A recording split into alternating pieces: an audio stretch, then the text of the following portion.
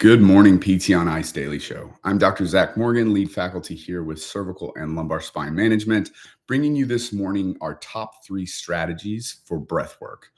So, breathwork's one of those things that clinically I've used a lot more the last couple of years than I did the first few years of my career. And part of that is, or a lot of that is, I think, my ability to describe it to people. But another big part of it is personal experience with breathwork. So I think early on, I had a healthy amount of skepticism myself about things like doing nothing or sitting around focusing on nothing but your breath. And it wasn't something that I had practiced regularly. So it was something that was harder for me to implement clinically. When I would suggest it to clients, it didn't have good uptake rates. They often did not do the breath work or did not do mindfulness meditation. And there often were just barriers in the way. And really personally for me, this journey started a little bit around a year ago, a little bit over a year ago. My dad had open heart surgery, and it just was a stressful time of life, a lot of busy things going on. And then on top of that, a big surgery like that with a family member. And I remember during that time having some realizations about stress internally that clinically have helped me a ton. I mean, for instance, my shoulders. I grew up as a swimmer, so my shoulders have always been fairly mobile, and that was never really an issue for me. But I can't tell you how many clients stand in my office and kind of complain about difficulty reaching. Uh, Difficulty reaching full flexion and a lot of stiffness and tightness in the front side of their shoulders. And it was something that I always had a hard time relating to when I would hear people describe it. And I always thought of it as muscle tightness and a lot of just issues surrounding the shoulder. And then during that week that my dad was in the hospital, the same thing happened to me. So, like I said, I've always had plenty of mobility. And then all of a sudden that just went away. I had that same exact feeling of tightness there in the front side of my shoulder. It's very familiar from a lot of subjective exams. And that's where I started implementing some breath work. And starting to implement that breath work, I noticed an immediate impact on my shoulder mobility, which was not what I was expecting. I was expecting to just be able to sleep better or unwind a little bit better. But from a musculoskeletal perspective, my shoulder range of motion improved, shoulders felt better. I was able to kind of return to all the activities that I was looking to return to. So it really made me buy in, which has helped me a lot clinically from a being able to leverage that personal experience with the client in front of me. So I would encourage you to start using this some, but within using breath work, I think some really actionable strategies surrounding it are what make for more success. So rather than just saying, hey, try some breath work with your clients, which is probably maybe a little simplified version of what I was doing prior to starting it myself. Now what I do is I give it more like a prescription. So rather than just encouraging trying some breath work, I give a very specific prescription of different types of breath work for people, all to stimulate parasympathetic outflow. So let's go through the top three that I've had success with. And again, I feel like the more prescriptive you are with these things, the more your client will believe that it's important to you as a provider. And then also something about receiving a prescription makes people a little more compliant. So there's three big ones that I want to talk about this morning. The first one's box breathing. The second one's physiological sigh. And then the last one is 478 breathing. I do feel like I get the best uptake with box breathing. So let's start there. And let's just describe what box breathing is and how to prescribe this with clients. I've had a lot more success by having them on the front end prior to starting the box breathing testing their CO2 discard time. So the reason this kind of came into my purview was the Huberman article that came out a couple years ago. I'll put that link in the comments of this video. But essentially, they just kind of described how they used some of these protocols with the clients in that study. They were looking at breath work, mindfulness meditation, and kind of seeing what helped. And it turned out all of it helped. But they gave a little protocol to determine someone's CO2 discard time. And essentially what you do is have the person seated comfortably. They take 4 normal breaths, breathing in and out of their nose. And then they take a very large breath in their nose. Then they exhale as slowly as possible. That exhale can come from nose or mouth or both. The point, though, is to exhale as slowly as possible. Now, you as the therapist are going to time your client doing that prolonged exhale.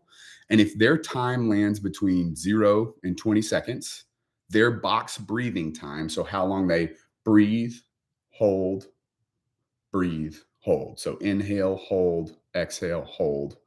The time that they do that protocol, if it's 0 to 20 seconds, their prolonged exhale is going to be 3 to 4 seconds. If they can do a prolonged exhale between 25 and 45 seconds, I'm going to have them do their box breathing with 5 to 6 seconds of each chunk of the box. And then lastly, if they're able to do a really long exhale beyond 50 seconds, then I would have them do their box breathing with 8 to 10 seconds. So that specificity of having them test prior to doing the box breathing protocol, for whatever reason, has really increased the compliance rate for a lot of my clients. I think knowing that it's designed for you versus just, hey, here's some breath work, just for whatever reason, build some compliance. So definitely box breathing is the one that I get the most success with. So how long, again, to quickly describe box breathing, you're going to inhale for a period of time, hold for a period of time, exhale for a period of time, hold for a period of time. That period of time is determined by that CO2 discard test. Secondly is physiological sigh. So probably a little bit of an easier setup here because you don't need to test anything. But the point of a physiological sigh is going to be 2 inhales through the nose and then a really prolonged exhale that kind of sounds like a sigh, kind of a type sigh that can come through the mouth.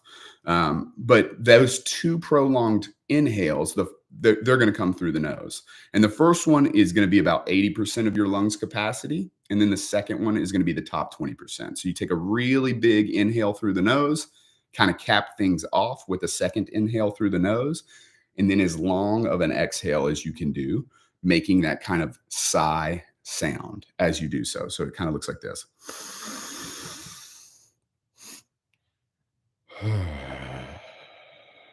The longer you can make that exhale, the better.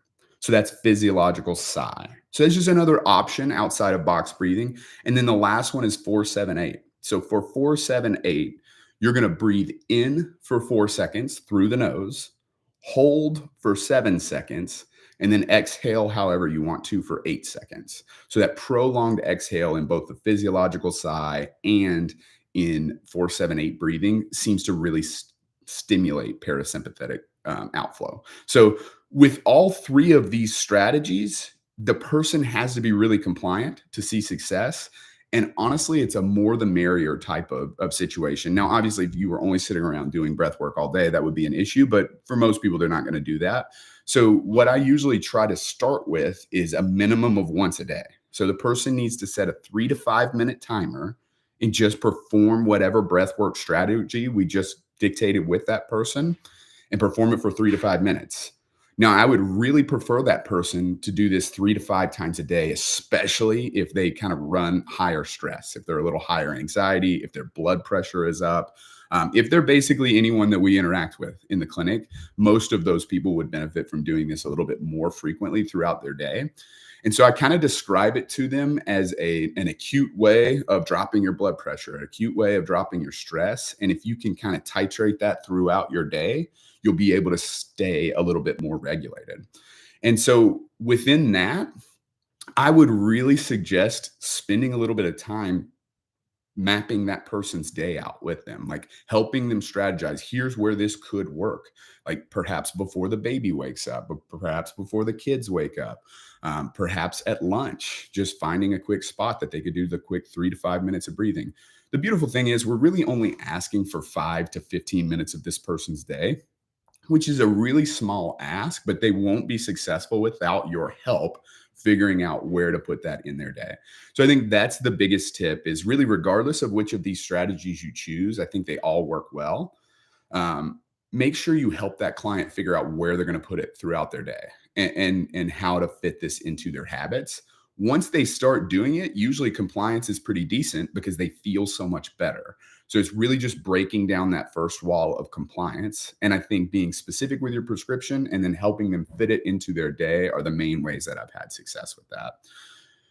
So I think this is a really important thing that should be in a lot of our plan of cares, because you think about when people are so stressed, whether that's because they're in pain or just the other demands of being a human on planet Earth, most of our clientele tends to run a little bit higher stress. And so, due to that, it's really nice to help them find that release valve in ways other than exercise or sleep. Not that I don't want them focusing on that as well, just another kind of focal strategy for managing these things that, again, personal experience and being prescriptive has been really helpful for me with. So, just some actionable things to try in the clinic. So, my big suggestion is breach this subject with people. Be willing to talk about it. Be willing to practice some of these yourself so that way you have some personal experience with them, and then help them fit it in their day. If you do those things, if you're able to do those things, you'll have a lot more success getting compliance with breath work with your clientele. That's all I've got for you all this morning. So just some really quick actionable strategies. Try some of these today in the clinic, whether that's on yourself or with a client. If you have anybody that seems really wound up, I would really encourage trying these things. If you're looking for some upcoming courses, I want to kind of just point you in the direction of the next few cervical and lumbar that we have coming up with ICE. So if you're looking for cervical, August 24th and 25th will be over in Bend, Oregon, so on the West Coast. If you're looking more in the middle of the country, September 7th and 8th, we've got Midwest City, Oklahoma, and then more on the east side of the U.S., October 5th and 6th in Candler, North Carolina, so right outside of Asheville. If you're looking for lumbar, this weekend we'll be right outside of Pittsburgh in Aspinwall, Pennsylvania. August 10th and 11th, Longmont, Colorado, so right outside of Denver. And then August 17th and 18th, Grass Valley, California. So beautiful Northern California there, not too far from Sacramento. So if you're looking for any courses, we'll be kind of all over the place these next few weeks. That's all I have for you all this morning, team. I'll drop that article that I mentioned in the comments of this video, and let me know if you have any successes or issues with breath work as you're implementing this week. Thanks, team. That's all I got for you. Have a good rest of your Tuesday.